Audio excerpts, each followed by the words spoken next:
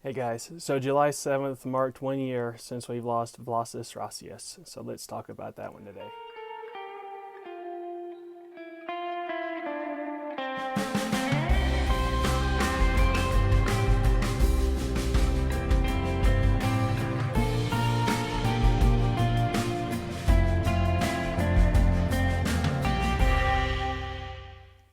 So in memory of Vlassis Rassias, do I dress formally?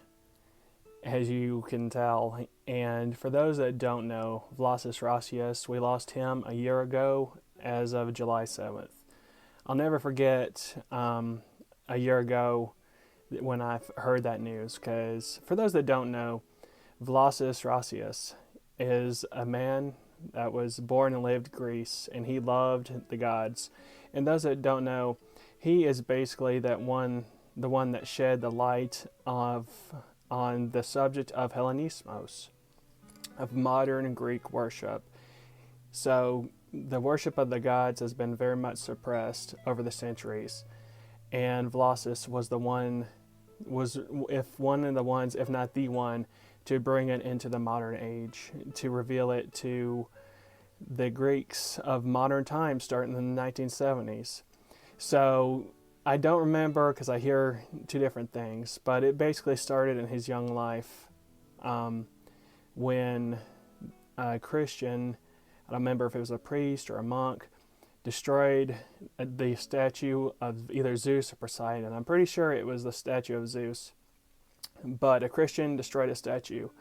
And that spark in the 1970s, when he saw that happen, made him realize in his mind how Christianity had kind of taken over the country of Greece and suppressed the original religion, which was the worship of the Greek gods. So that led into him kind of bringing it to the mainstream of the worship of the Greek gods. And from that, we got the YSEE that eventually established that led to, among other Hellenic groups in Greece, the worship of the Greek gods being a national, known, and recognized religion now in modern day Greece. And the love of the gods and the message of the gods in modern times spread over to us in America and across the world. So this is the reason why we remember Vlassis Rassias and his death, which happened July 7th of last year, 2019.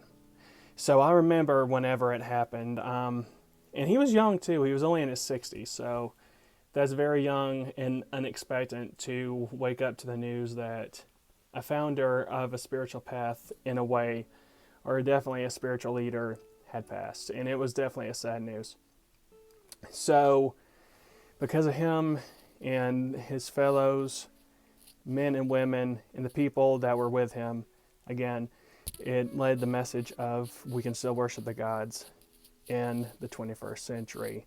And now in Greece, they have actual temples, and there are temples that are opening around the world that honor the gods, and that's awesome.